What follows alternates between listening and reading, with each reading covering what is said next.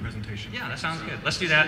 And I'm going to just show you some history stuff afterwards, and then we'll get back to some questions and stuff you might be interested in. Yes, sir. Yes, sir. All right. Well, thanks for being here. Yeah. Quick two-parter. Do you have a favorite voice actor that you worked with, and what's the working relationship with a lot of these voice actors like the late James Avery?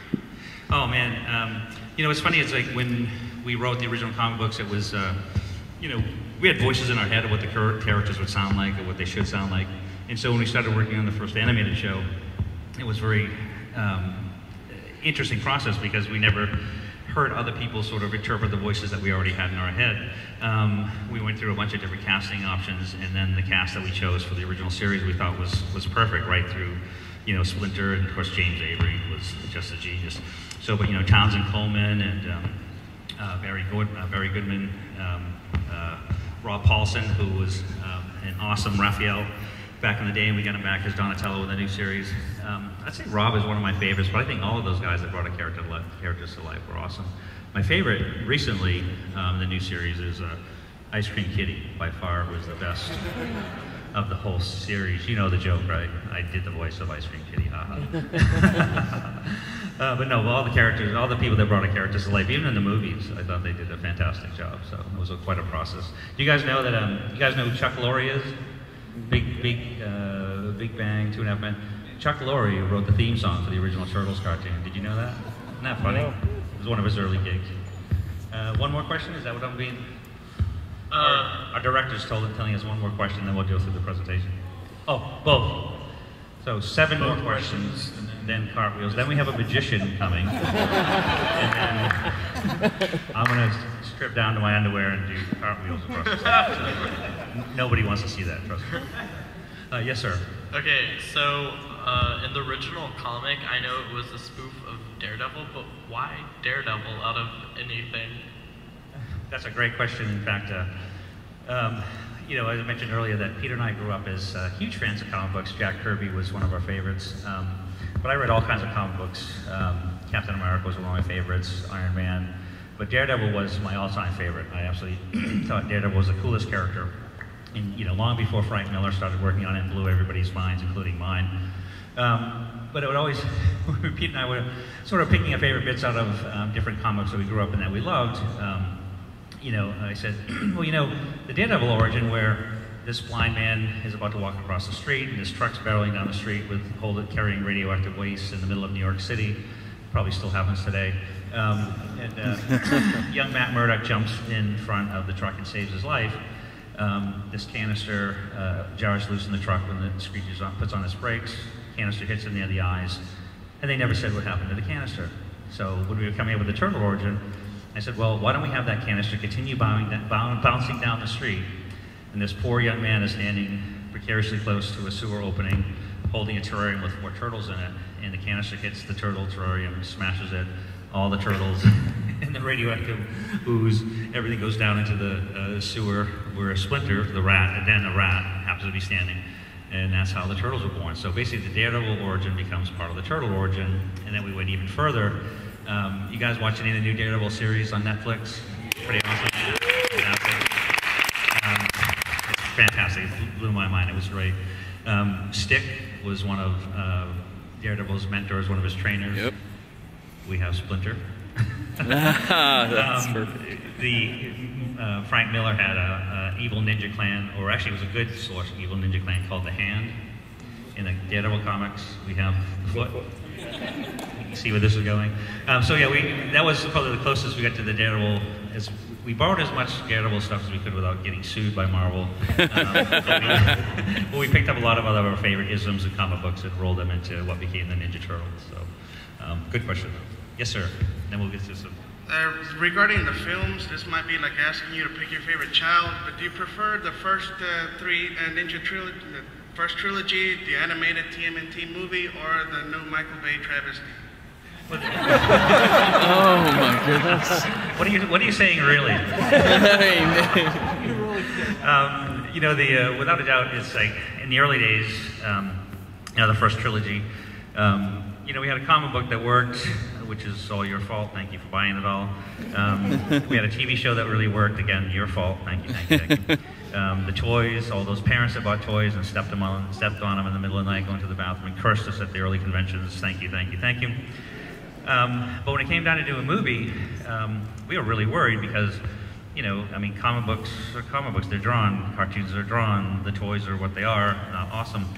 So when we had to do it, a movie and bring it to life on the big screen, it was really scary.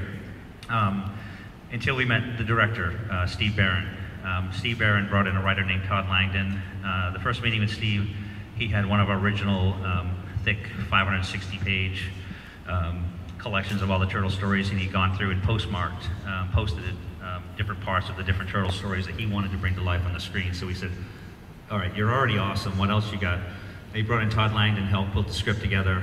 And then icing on the cake was Steve had already worked with Jim Henson on a few different projects. And he brought Jim Henson to the table to bring these characters to life. And it was just beyond mind-blowing. I mean, it was, I remember the first time we went down to the set, and they were shooting in Wilmington, North Carolina. And, you know, if you go to a set, the back lot looks like a construction site that's about ready to fall down.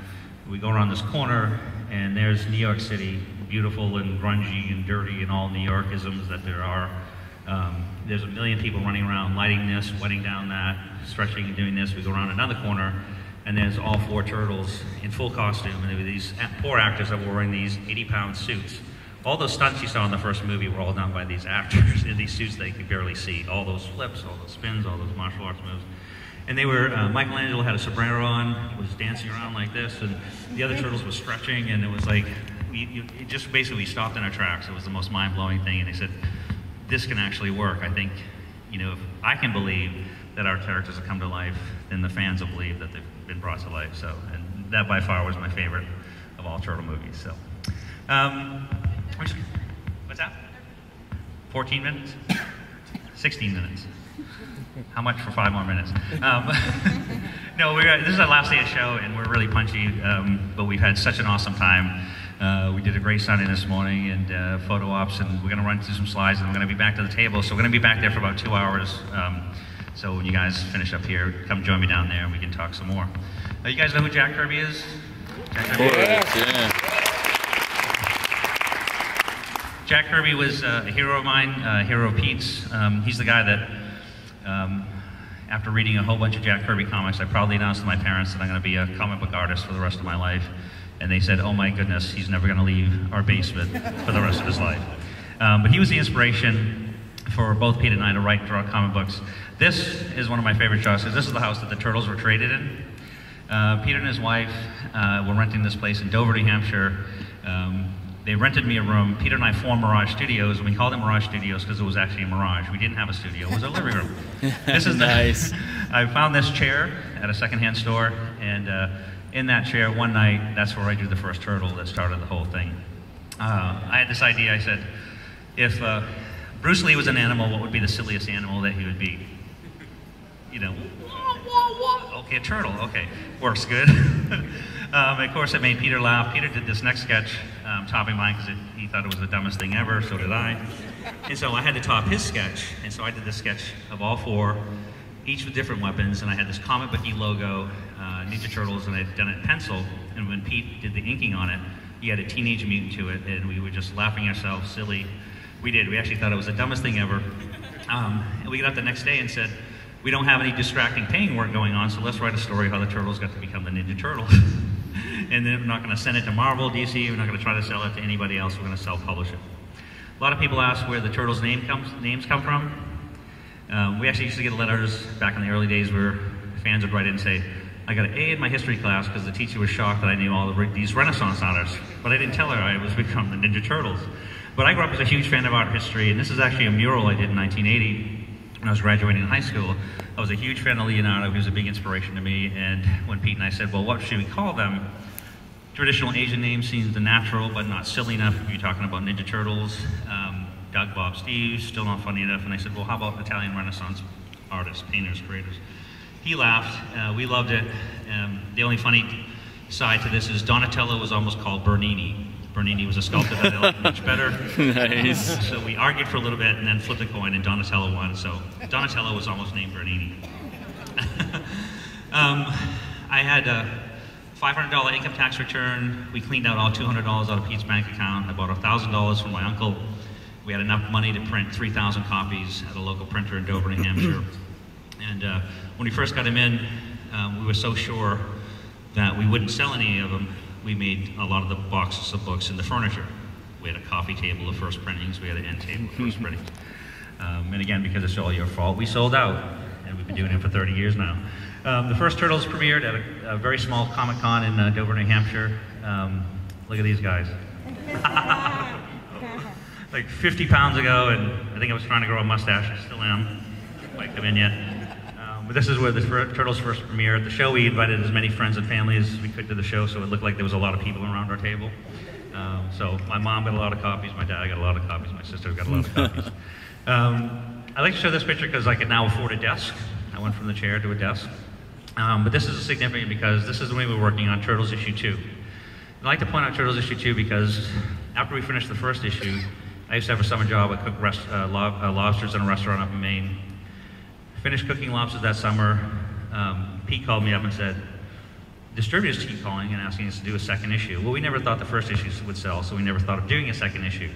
So we started working on the second issue, and we got the orders in from the distributors to the comic stores. The orders were 15,000 copies. Mm-hmm. And what was significant about that is Pete did his calculations and said, you know, we'll make about $2,000 each in profit off the sale of this book. And if we do 6 of these a year, we can eat all the macaroni and cheese we want, and we can draw comic books for a living. And so in 1985, January 1985, I started drawing comic books for a living, and I've been doing it ever since. And again, nice. I'm going to blame you guys. So thank you. Without you guys, I wouldn't be drawing comic books. I wouldn't be able to get up every day and draw Ninja Turtles in my sweatpants. So thank you. I really do appreciate it. There's Pete standing in the front of the boxes of Turtles number 2. Ah, look at those mustaches looking good. San Diego Comic-Con. You guys have heard of San Diego Comic-Con? Yep. That was the convention everybody wanted to go to in the early years, and we went. This is one of the first years there. They were hoping for 10,000 people to show up, and crazy. It's like 200,000 people last year. And trust me, you're not missing anything in San Diego because Houston's freaking awesome. This is a great show. This is one of the highlights of San Diego. Is Pete and I got to meet Jack Kirby for the first time. Simply the nicest guy I ever met.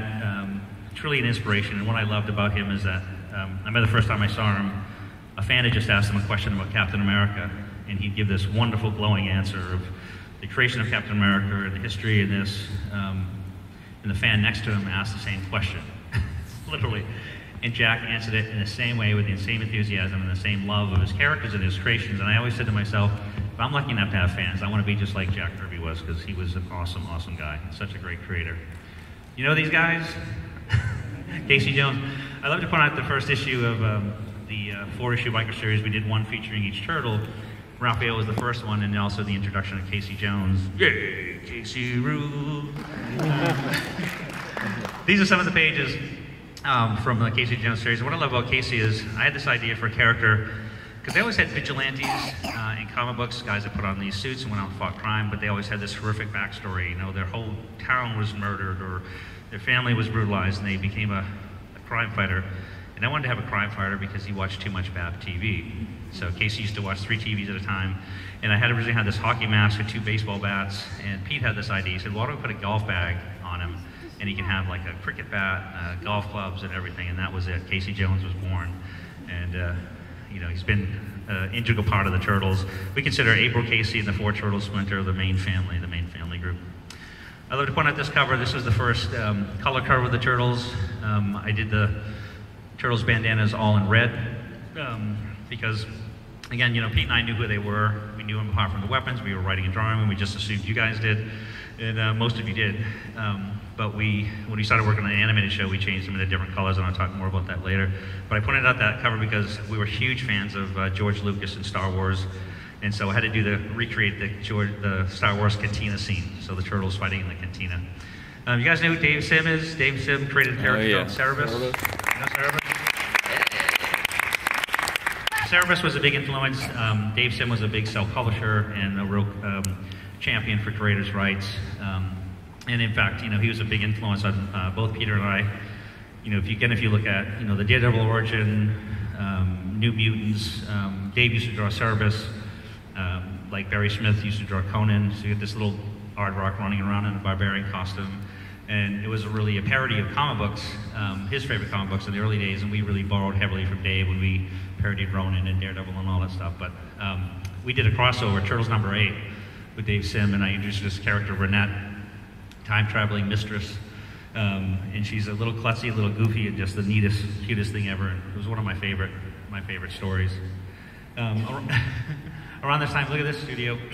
This was, Mirage Studios was growing a lot in these days. And we were doing a lot of regular comic books. We started developing the animated stuff and working on the toys.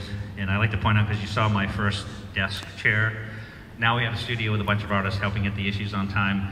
And this was a great place to work, especially for the first couple hours in the morning. Because around noontime, somebody would put out a Nerf gun or a P gun, and then there'd be a gunfight for about 2.5 hours all around the studio. And eventually we'd eat lunch and get back to work. And this is one of my favorite pages.